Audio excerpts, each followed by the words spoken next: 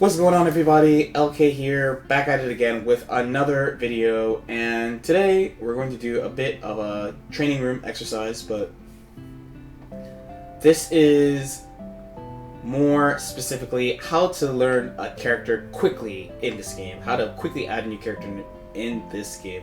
So character swap is pretty common in this game, right? Team games, you know, there's always like a new character, new hot character that people might want to play. Maybe you just want to experiment, etc. And for some people learn characters pretty quickly. Some people it's kind of hard. So I want to use this as a guideline, and especially like if you're new to the game and you just want to learn how to learn characters. I want to use this video as a guideline for how to do that, because it's actually like it doesn't take too long to learn a new character if you have a good process. So the main thing you want to do first is that when you do go into matches, whatever character you want to play that's new, you should play them on point so that they get a lot of screen time, right? A lot of time just with you getting used to the tools, timing things, getting used to converting things, etc. If you do that, you will learn the character much faster than if you put them in the slot you want to put them in. So even if you want to put like 21 as your mid or your anchor or whatever, if you're learning her, you should put her on point and just get used to playing her on point. So when you're learning a new character though, you're going to be going between training mode and matches a lot. And in training mode, there's a few things you want to do. One is you want to learn a serviceable combo ASAP. So the nice thing about this game is that most characters have the same B&B. Mostly. There's some small differences, like funny that I have 21 here because she definitely does not have the same B&B as everyone else because she doesn't have a normal, slide down normal. She has to do like this kind of thing. But it depends on the character. Most characters, especially like Season 1 characters, they all have like the same basic combo. You want to add combos as you need them. Most people do the opposite. And I actually personally kind of get blown up by this by like lower level players a lot. They're like, man, LK, why didn't you know this combo? If I'm just learning a character, of course I'm not going to learn the combo.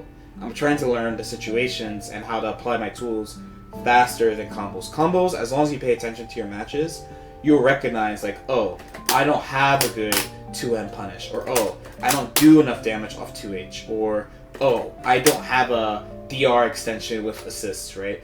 Those problems will come up. Like you'll get those hits, you'll see that you're missing damage and be like, oh, I can go back and learn this in training mode, and like anywhere between like honestly as much time as you need to learn it, right?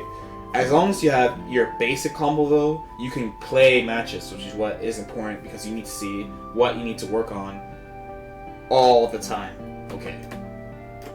Next would be you want to look at pressure, like your buttons, but specifically like how safe they are. So you can get a basic idea of how to set up your offense. Remember that a lot of moves in this game, they are unsafe on block, but not punishable. So you're looking for those moves to end your strings with, right? So in Team Gohan's case, like, oh, we have this, we have this. Oh, this is not safe though. But this is safe, and this is safe, right? So you can quickly build the like structure of your offense like pretty quickly, how you want to do pressure. So when you don't have characters, you can end moves, you can end your strings with moves that are safe and they can't punish you. That is good. You don't need to know specific numbers, like you don't need to know this is -8 point blank, but you need to know that if you end your string with this and they match, they're going to punish you, kind of thing. So next, I try to look at the general neutral tools, so how I would play neutral with them. So most characters, especially Season 1 characters, they have like a pretty standard toolkit, like your general Dragon Ball toolkit of multi-hitting Ki Blast, maybe a lunging move, maybe an air Ki Blast that has a good angle, maybe not, and then maybe something in the air that moves them. That's generally it. If you're playing a lot of Season 1 characters too, like they have the same kind of base tool set, you kind of play them really similarly. There are people like 21 though who have like extra moves, like she has a beam, I keep thinking it's S, but it's A. She has a beam, and she has the one that goes up, and she has 2S, and she has 5S, so she has a different spread of neutral tools than your standard character.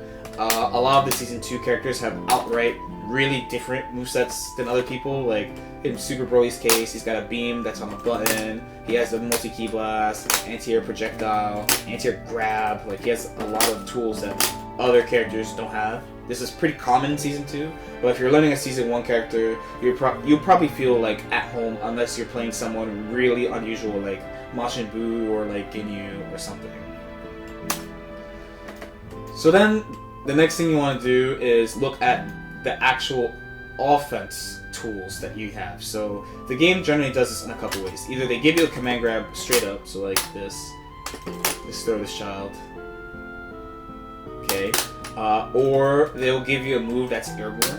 So Team Gohan has a couple of these. Kid Buu has moves that put in airborne, stuff like that. Those are the main ways. Or they'll give you like a command overhead / cross up kind of thing. So they might give you like a move like this. So generally these overheads are not super great. Generally, there are cases where they're good. Like Trunks' is pretty good, but Goku's is not.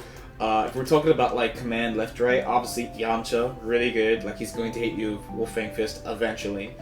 But even if you don't have a clear outright like, oh, this is my move I used to hit people, it's good to know if you have moves with special properties like this anyway, because later on as you refine your character you might find uses for those moves.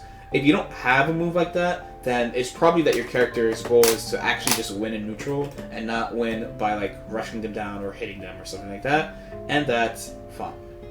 So that's actually pretty much it. Like if you do these things, then you can pretty much get into matches within like 30 minutes or so. It's gonna feel like pretty awkward, but after you play like 10 to like 20 matches or so, you'll be like, oh, like one, not only will you get much better at applying the tools and doing the pressure and stuff that you practiced a little bit, but you'll also see really quickly what you can do to get better. So you can go back to training room and be like, alright, in my matches, I didn't have a good combo here, I didn't have a good way to extend pressure here, I didn't know how to use this offensive tool well or something, and then you can go back and cycle it over and over and over and over again.